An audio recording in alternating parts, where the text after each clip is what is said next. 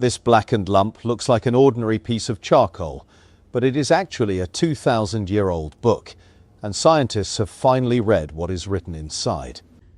Nobody has ever unrolled this scroll, because the moment anyone tries, it crumbles into black dust. Rewind to the year 79, a luxurious Roman villa near the Bay of Naples, holding the only complete library that has ever survived from the ancient world. Inside, a household scribe tends hundreds of papyrus rolls stacked on wooden shelves, philosophy and poetry copied by hand over generations for an enormously wealthy family. Each roll is papyrus, plant fiber pressed into sheets, sturdy enough to last decades in dry air, but completely hopeless against fire, water, or time. Then Vesuvius erupts, sending a wall of superheated gas and ash racing toward the coastline at hundreds of kilometers per hour. Herculaneum is not buried in falling ash like Pompeii. It is hit by a surge hot enough to carbonize wood, bread, and papyrus instantly. In that instant, the library stops being a library. Every scroll blackens into a solid, charred cylinder, and 20 meters of volcanic rock seals the villa shut.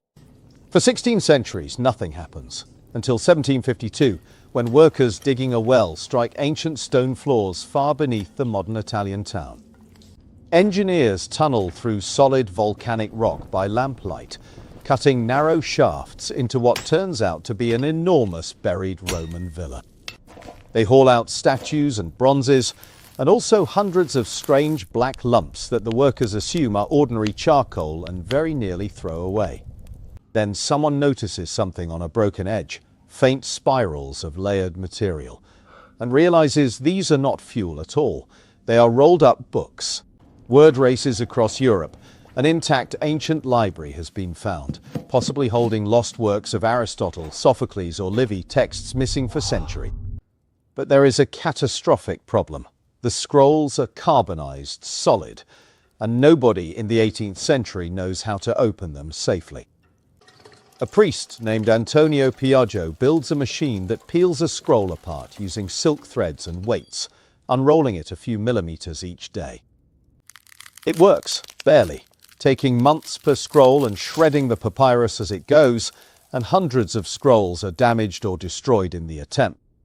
Later attempts are worse. Scholars slice the scrolls open with knives, reducing irreplaceable ancient text to piles of unreadable black flake.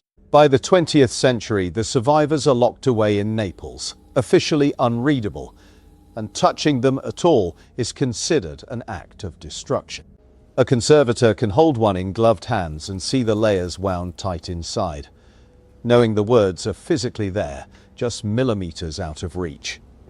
Between 300 and 800 scrolls still survive intact, an entire ancient library sitting on a shelf, sealed shut by a volcano 2,000 years ago.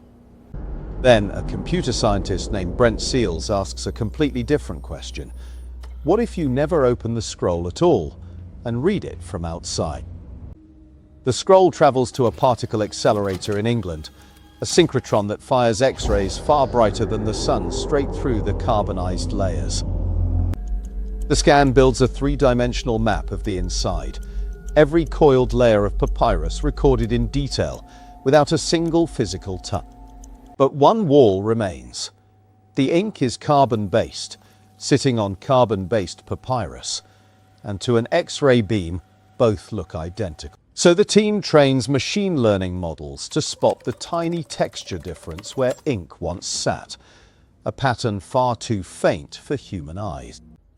They open it up as a public competition with prize money, and researchers around the world race to teach software how to see the invisible.